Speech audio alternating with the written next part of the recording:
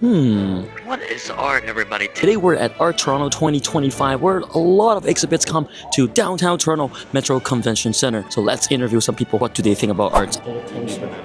Do you think this is like some secret organization telling us what alien really look like? I think this is the aliens trying to tell us what we really look like. We look like a banana? Banana sand. That's what I drew when I was in grade 4. I'm not gonna lie, if you drew this in grade 4, it would be here, no? This is the open studio, right? Open studio, yes. And what's so special about this studio, you would say, differentiate to other studios? We're an artist-run printmaking center that's been around for 55 years. Nice. We've got a gallery, 2 galleries in the front, a collection, as well as a printmaking studio that's still active. So people can actually take classes and members can rent it as well. Which one is your favorite here? I'll point you to this one. It's by Harold Klunder, and that piece I really love because you can actually see the stone edge. So we print on a multitude of substrates, or sometimes you call them matrix, and in this case it's a lithostone. So it's a stone lithograph, which is a really traditional method of printmaking. This is a Fortnite trap. This is the launch pad from Fortnite. I give this art 10 out of 10. Nipples. What do you think of these 4 pieces here? It's human centipede. I saw her before in my dream. My dream girl.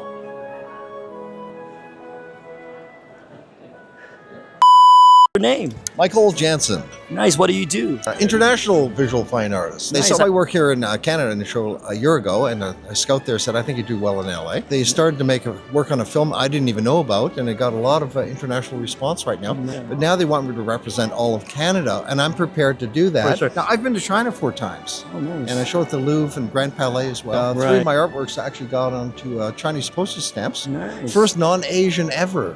Okay. Who's your favorite musician in the world? Well, he's clever. He's just trying to fish it right out of me.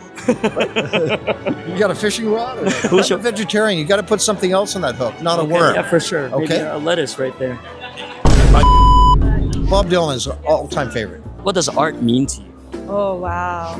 Connection. That's the first word that came to mind. It's a great way to connect with people. This is how we're here. So. Everything. I mean, art is a necessary luxury good. You don't need it to live. But when you have it, it will improve your life. Your life will be better. You don't really realize, but if you go to a doctor's practice and you sit in a waiting room and there's only white walls, there's a certain atmosphere in you emotionally. If you sit in that same waiting room and you have a poster of a Monet, water lily, whatever, it does something to you. It's the same as when the radio plays, when you drive the car, or you don't have the radio on. It's a question that's very difficult to answer. If you look it up in the dictionary, art, it's nebulous. But Yeah. Picasso was asked that question, and the reporters got around, like yourself, and many of them, because he was so world famous. He was finally ready to answer the question, what is an artist? And he said, it's 2 things. Number 1, you take in. Number 2, you let it out. But he said it all right there. Let in what? Life, inspiration, right? What do you see? What do you feel? It's got to enter you. You don't just keep it out walled, okay? The artist has to be open, right? Where you see things differently when you're looking at a blank canvas or a lump of clay, and that starts coming out in form so other people can see it. That's what art means to me. Bringing the invisible into the visible for others to experience. Visual communication. What's your favorite art piece in the world? Oh, wow, wow. Yeah. Probably the Mona Lisa. I have to say that Picasso is probably the greatest creative genius we've ever seen. Michelangelo was as well, so is Vincent Van van Gogh, Gogh. yeah. Yes, Tom Thompson. But what are some qualities you think it's going to be required in an art piece? Originality. Art should not be created with the motivation to create something pretty that somebody else will also find pretty. But ideally, at the highest form, we're talking highest form, there's maybe 1% of the things here.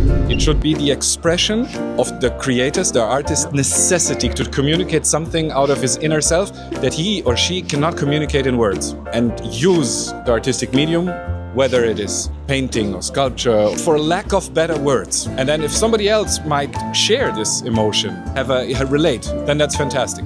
If not, that's okay as well. Not everybody likes a steak, some prefer fish, so that's okay. That's why art is very subjective. It's everybody's different opinion. To a certain degree, extent it is subjective, but at the top tier, the highest, I quoted the Mona Lisa, that is not subjective. That is objective beauty, because everybody, independently of your cultural baggage, will have access to that and will find the moment of the highest artistic expression and form. I am of the opinion that if you put a catching melody, let's say the beginning of the Turkish March of Mozart, da-da-na-na-na, da-da-na-na-na, you play it to maybe indigenous, aborigine, whatever people have, they will have the possibility to relate to that. And that is not subjective, it's objective. I learned a lot today. And I want to say thank you so much. I think it's the drink. Last question for you. How can people find your arts if they want to? Well, I happen to have a few miniatures with me right here. No, I'm kidding.